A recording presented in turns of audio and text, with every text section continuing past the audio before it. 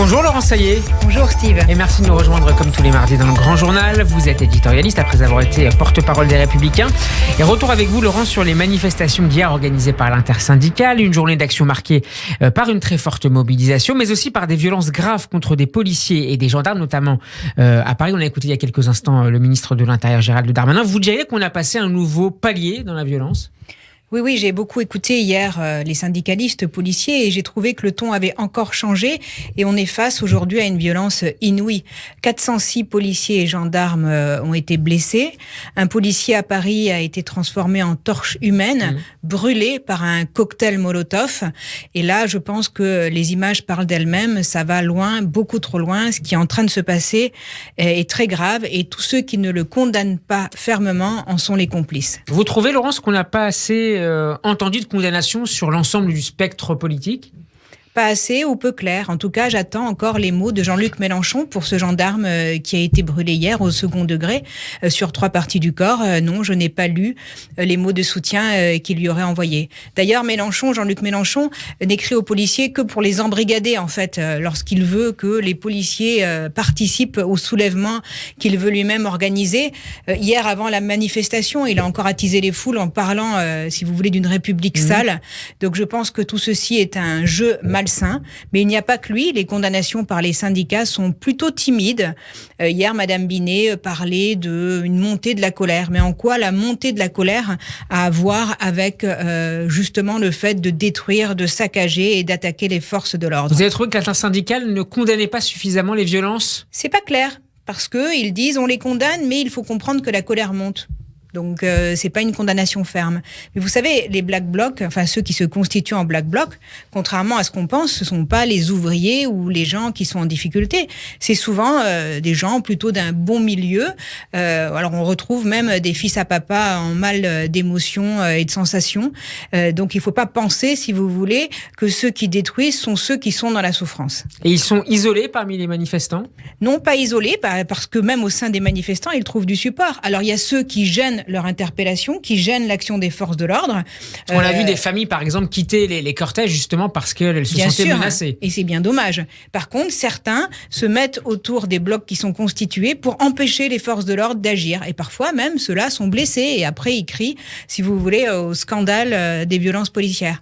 Il y a ceux qui applaudissent les méfaits des Black Blocs.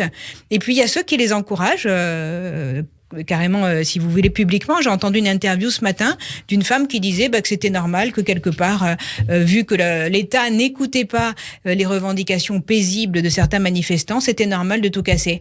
Donc si on part de ce principe, si vous ne voulez pas payer vos impôts, vous allez détruire le centre des impôts. Si on part de ce principe, si vous êtes condamné au tribunal et que le jugement ne vous plaît pas, vous allez brûler le tribunal. Si vous êtes en contestation... C'est la porte ouverte à toutes les violences, finalement. Tout à fait. Si vous n'êtes pas d'accord avec l'instituteur ou le professeur de votre enfant, vous allez aller détruire l'école. Vous voyez, on en arrive, si vous voulez, à un stade de réflexion qui est totalement inadmissible et contre lequel il faut vraiment s'armer parce que sinon, nous n'arriverons pas à avancer dans une république sereine et puis qui respecte l'ordre. On est dans une république aujourd'hui où ceux qui veulent semer le chaos ont beaucoup trop de place, me semble-t-il. S'armer justement, Laurent Saillet, quelle piste envisagez-vous pour régler ce défi à l'ordre public posé par les manifestants les plus violents ? Alors les réponses de justice doivent être exemplaires. J'ai eu l'occasion d'échanger hier avec quelques syndicalistes policiers et c'est vrai que ce qui revient en fait c'est leur attente par rapport aux sanctions justement pour tous ceux qui attaquent les forces de l'ordre. Donc de quel la type ? justice. De la prison ? Mais il faut que ce soit... Je ne vais pas moi donner l'échelle des sanctions, ce n'est pas mon rôle, mais en tout cas il me semblerait que ceux qui attaquent les forces de l'ordre effectivement devraient connaître le milieu carcéral pour comprendre que ce n'est pas un jeu, ce n'est pas un amusement et que c'est interdit, qu'on doit protéger nos forces de l'ordre. On peut aussi essayer d'agir mieux encore en amont avec une loi anti-casseurs qui serait peut-être encore plus adaptée. Le ministre Gérald Darmanin en a parlé ce matin. C'est une réflexion qui doit se faire au niveau européen. Vous savez que le problème, c'est qu'on ne peut pas appréhender les gens avant qu'ils aient commis des méfaits. Donc même si on sait qui va faire, tant qu'on ne les prend pas sur le fait accompli, il est très difficile justement de les punir pour leurs agissements.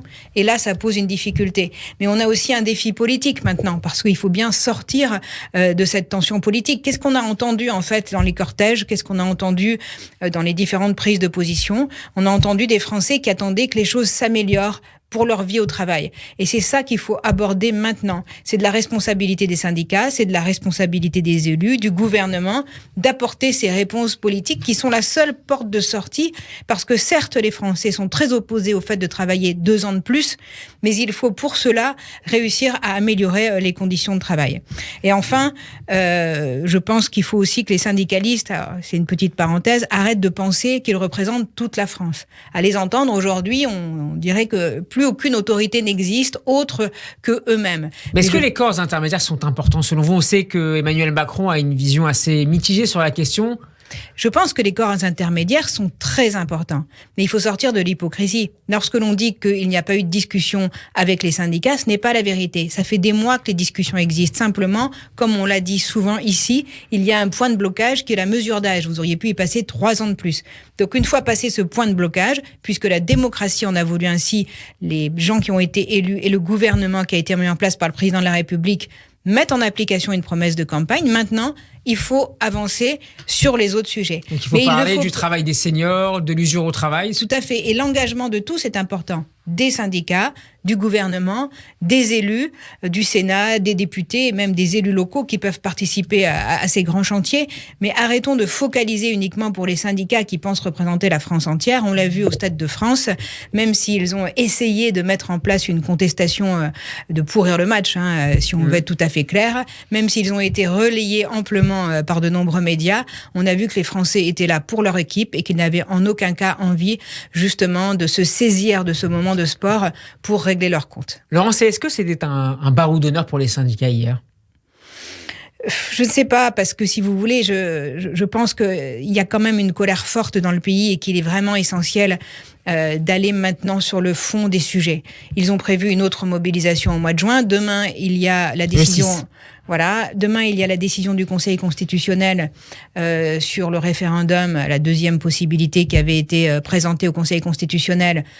Je pense qu'il y aura encore des mouvements, si vous voulez, qui vont se constituer de contestation. Il y a en juin la proposition de loi qui doit être déposée justement pour annuler la réforme en place. Donc, on n'est pas encore, il me semble, au bout des peines. Mais ce que j'attends avant tout, enfin ce que j'espère, parce que je n'ai rien à attendre, c'est que la classe politique, sur tous ces sujets d'ordre républicain, se mobilise pour qu'il n'y ait aucune nuance, aucune ambiguïté. On ne peut pas laisser comme ça nos forces de l'ordre se faire, jeter des projectiles, se faire attaquer en se disant c'est la colère qui monte. Non, c'est pas la colère qui monte.